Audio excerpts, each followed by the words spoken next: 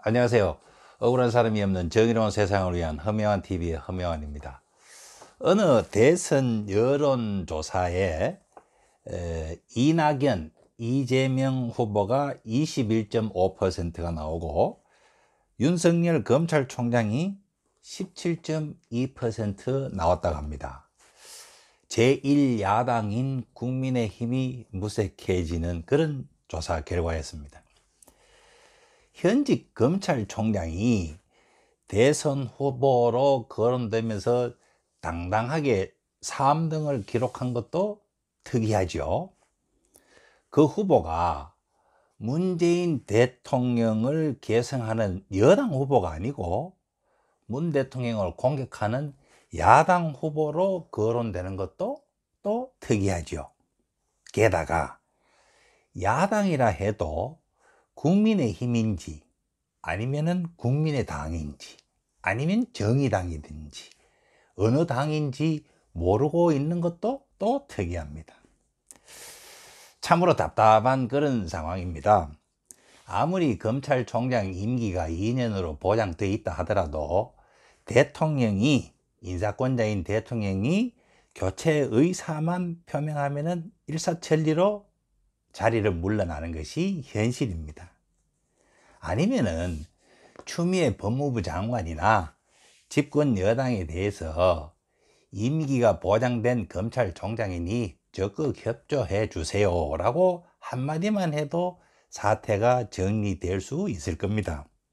그런데도 문재인 대통령은 우스갯소리로 A4 용지를 작성해 주는 사람이 없어서 그런지는 모르겠습니다만 도대체 요새 어디에 계신지 모르겠습니다.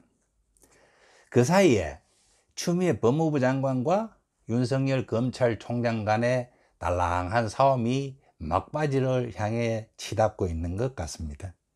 이제는 검찰총장 특수활동비 내역까지 들여다보고 흠을 찾아내겠다 이렇게 공개적으로 이야기를 했죠.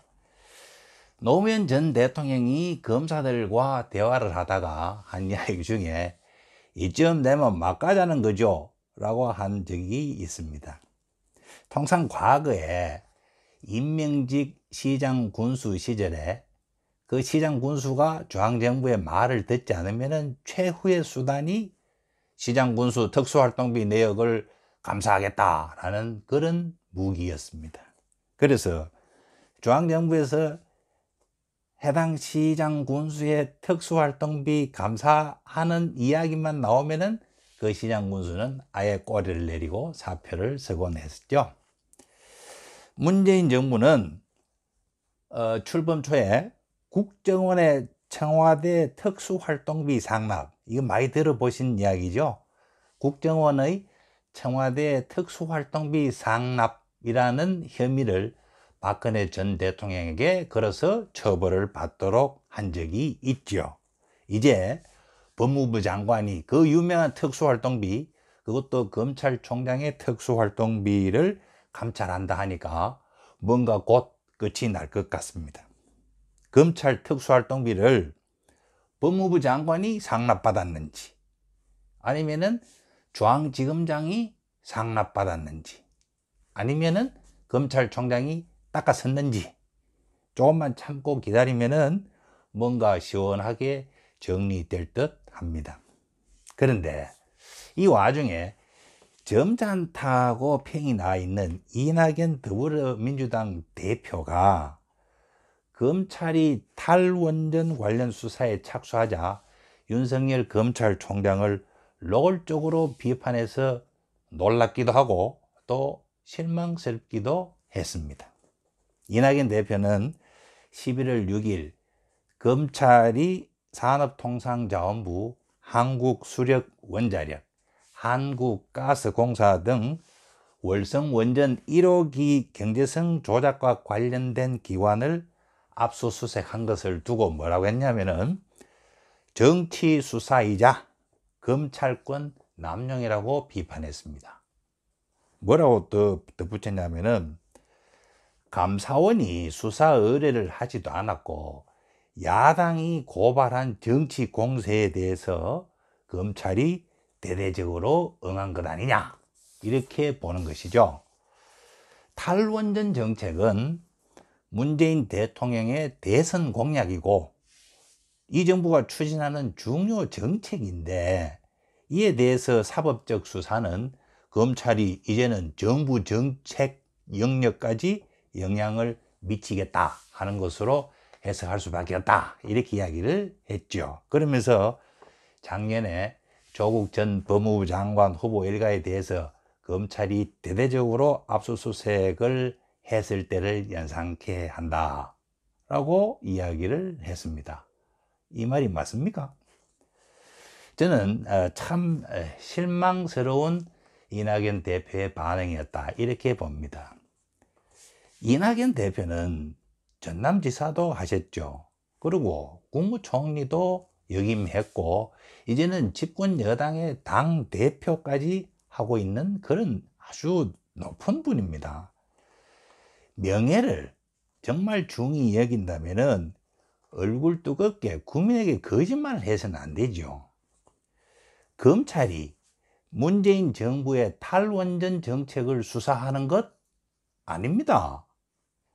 검찰이 문재인 정부의 탈원전 정책의 자잘못을 따져서 처벌하려고 수사하는 것이 아닌데도 마치 그런 듯 국민을 오도하고 선동하고 있다는 것입니다.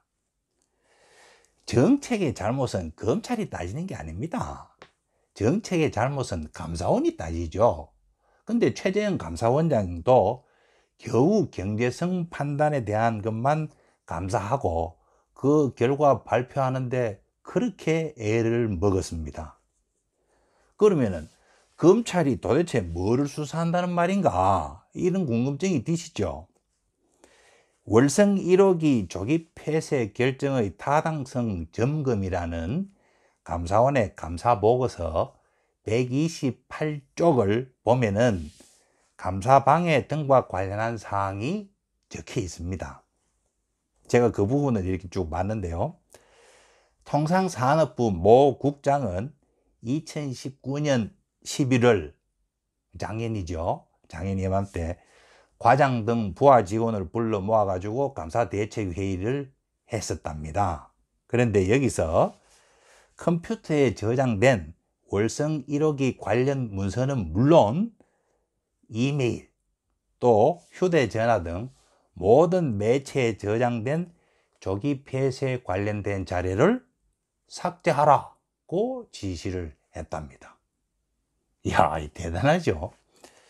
그러면서 그래 작년 2019년 11월 27일, 28일 어간에 월성 1호기 및 신고리 5, 6호기 소송 동향 등의 자료를 감사원에 제출했겠죠.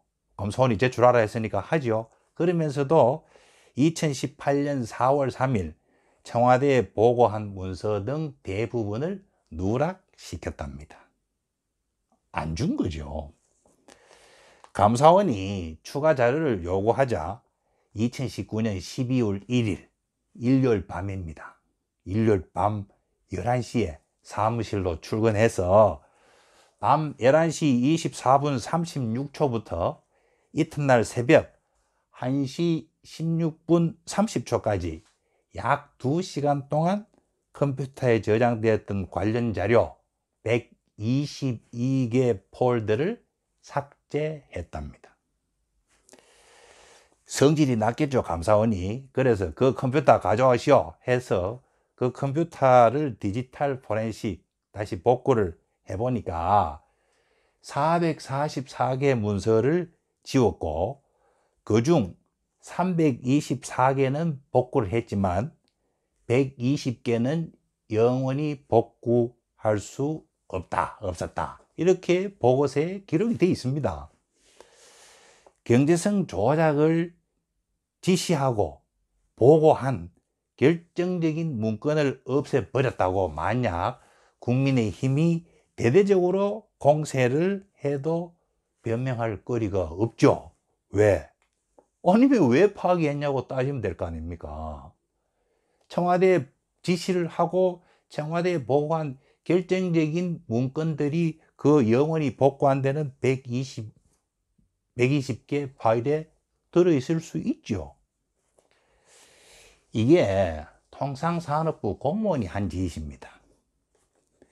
우리들이 내는 세금으로 월급을 받고 나라 일을 위해 활동을 해야 할 공무원이 범죄 조직의 보스로부터 지시를 받고 일요일 한밤중에 슬그머니 사무실에 나타나서 파일을 폐기한 것이죠. 영화에서나 볼 수 있는 그런 일을 대한민국 공직자가 했다는 겁니다. 그 국장은 누구의 지시나 사주를 받았을 것 아닙니까? 물론 독자적으로 했다고 할 수도 있겠죠. 국장 윗선의 누구 지시가 있었거나 아니면은 든든하게 뒷배를 봐줄 사람이 있으니까 그런 해괴망측한 짓거리를 자행했을 것 아닙니까? 검찰은 이런 부분을 수사하자는 겁니다.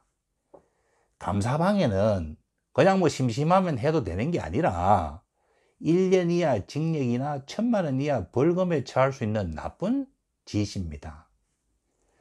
오히려 윤석열 검찰이 수사를 안 하면은 문재인 대통령에게 덤터기가 씌워질 수 있는 그런 일임에도 수사해서 처벌함으로써 공직기강을 확실하게 세우겠다는 윤석열 검찰총장을 격려하지는 못할 망정, 오히려 더불어민주당 최고위원회는 너도 나도 윤 청장을 찍어내지 못해서 안달입니다. 자, 미국 대통령 선거가 끝이 났는데요.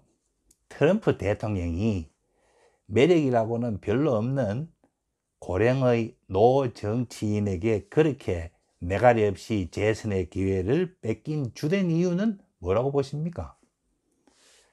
그의 뻔뻔함에 대다수 미국인들이 염증을 느꼈기 때문이라고 저는 그렇게 봅니다.